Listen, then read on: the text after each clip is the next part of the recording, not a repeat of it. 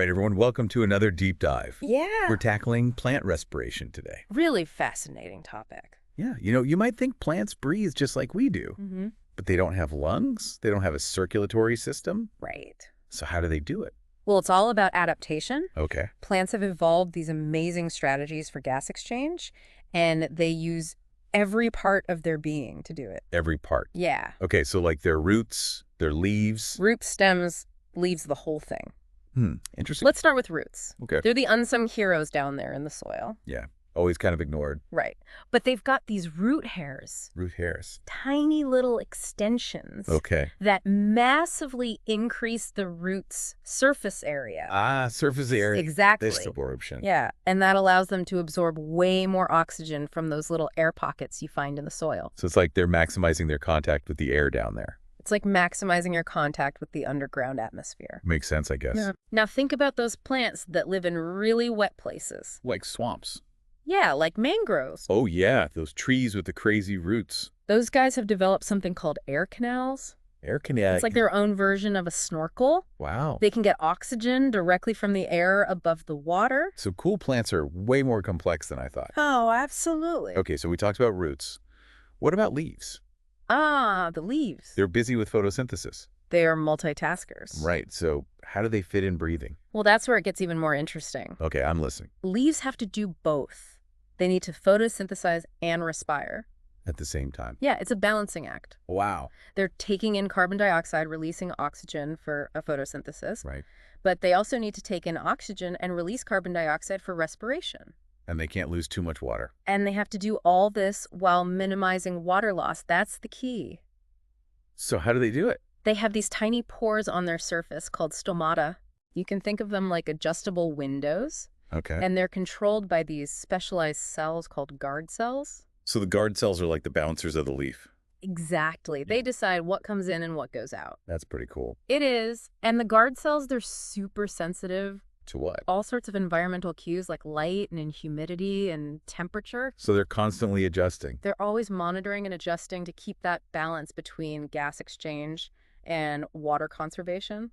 So it's like each leaf has its own tiny little breathing system. It really is incredible. Okay, we've covered roots and leaves. What about the stems? Stems play a role too. Really? Yeah, but their strategy depends on the type of stem. Okay. You've got flexible green stems like you see in grasses. Oh, yeah. They actually photosynthesize. So they have stomata too. Just like leaves. Wow. Multitaskers. But then you've got those big woody tree trunks. Yeah, those don't look very flexible. They're not, they have something called lenticels. There's small openings in the bark. Okay, so like little portholes. Yeah, letting air in and out. But how does that work with a big tree trunk?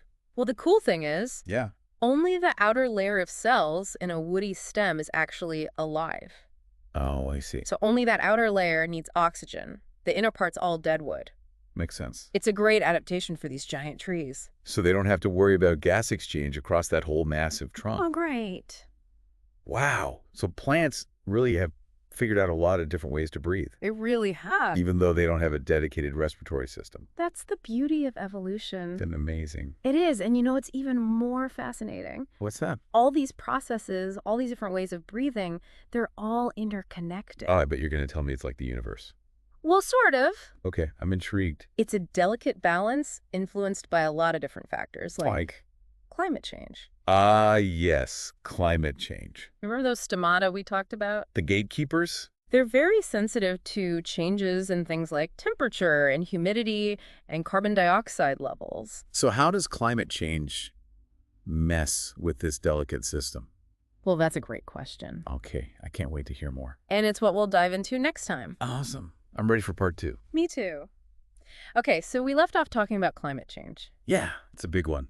It really is, and it's throwing a wrench into all these amazing plant-breathing systems we talked about. Right, so how does that work? Well, let's start with rising temperatures. Okay. Remember those stomata we talked about? The gatekeepers. Exactly. They're essential for balancing gas exchange and water loss. Right. But as temperatures rise, Yeah. plants face a tough choice. Like what? They need to keep their stomata open to take in carbon dioxide for photosynthesis and release oxygen. That makes sense. But when they open their stomata, water escapes. Oh, right. And in hotter conditions, water evaporates way faster. So it's like they're trying to breathe, but also trying not to dry out. Exactly. It's a real dilemma. So what happens if they can't find that balance? Well, if they close their stomata to conserve water, they risk suffocating.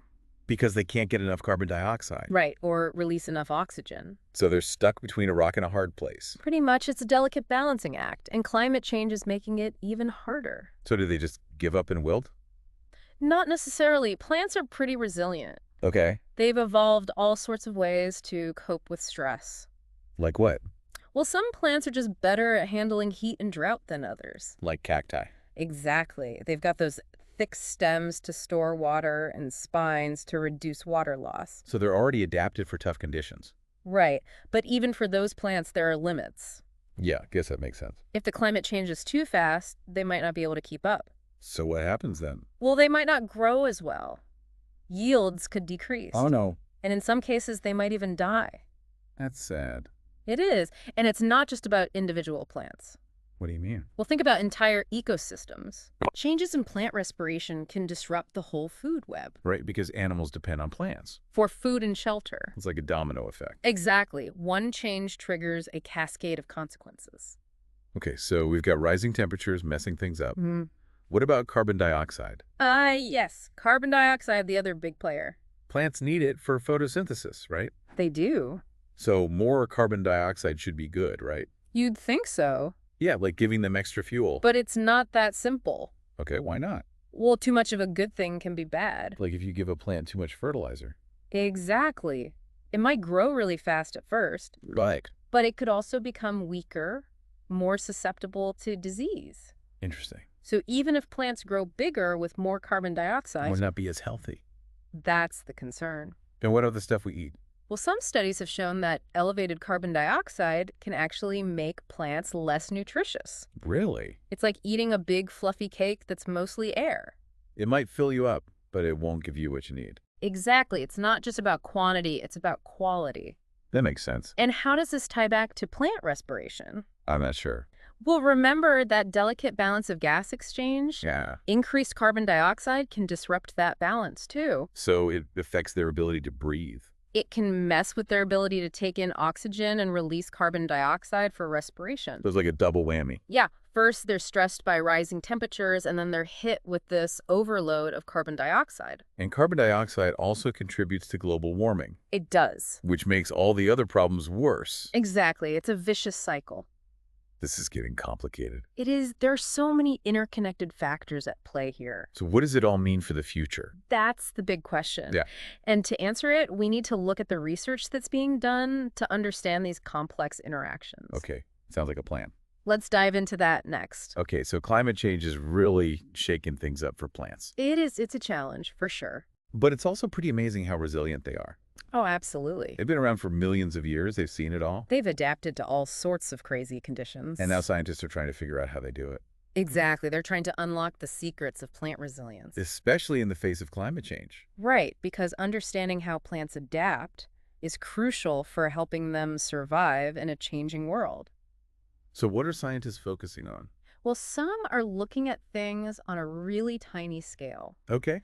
like the molecular level studying individual plant cells. Oh. They're trying to understand how plants respond to stress at that cellular level. Like looking at their DNA. Yeah, they're looking at genes and metabolic pathways and all sorts of complex stuff. So like decoding the plant's survival manual. Exactly. Trying to figure out what makes some plants tougher than others. That's pretty cool. It is. And then other scientists are looking at the bigger picture, Okay. studying entire ecosystems. Wow. So like forests and grasslands and stuff. Exactly. They want to know how climate change is affecting the distribution of different plant species. So like are some plants moving to new areas? Yeah, and how are these shifts impacting the whole ecosystem? Right, because everything's connected. Exactly. It's all about understanding those complex interactions. So we've got scientists looking at tiny cells and others studying vast landscapes. It's a multi-pronged approach. But how does all this research actually help plants? Well, it's informing all sorts of strategies to help plants cope with climate change. Okay, like what? Well, one example is developing more resilient crop Oh, varieties. yeah, so we can still grow food even as the climate changes. Exactly. And they're doing this using some pretty high-tech stuff like What? genetic engineering. Wow, so like giving plants a boost. Yeah, Yeah. equipping them with the tools they need to survive and thrive. That's amazing. And what about conservation? Conservation is super important too. Okay. Protecting existing forests, restoring degraded habitats, promoting biodiversity, these are all key. So it's like creating a safety net for plants. Exactly. The more diverse an ecosystem is, the better it can withstand change. Makes sense. It's all about spreading the risk. Right, and that's where we all come in. What do you mean? Well, we can all do our part to support conservation Oh, efforts. yeah, like planting trees and reducing our carbon footprint. Exactly. Even small actions can make a big difference. That's good to know. It's not all doom and gloom. Right. There's hope. There's a lot of research and innovation happening, and it's giving us tools to help plants adapt to this changing world. That's really encouraging. It is, and it's a reminder that we're all in this together. Plants, animals, humans, we're all connected. We share this planet, and we need to take care of it. Well said. Well, it's been an amazing deep dive. It has. We learned so much about how plants breathe. Those root hairs, the stomata, the lenticels, It's amazing how they've adapted to all these different environments. and we explored the challenges of climate change. Those rising temperatures, the increased carbon dioxide, It's a lot for plants to handle. but there's hope. Scientists are making incredible strides in understanding plant resilience. And using that knowledge to find solutions. So let's all do our part to support these amazing organisms. Because ultimately, their fate is our fate. Exactly. So the next time you see a plant, take a moment to appreciate its silent but vital work. It's providing us with the air we breathe and the food we eat. Let's make sure they can keep doing that for generations to come. Agreed. Thanks for joining us on this deep dive into the world of plant respiration.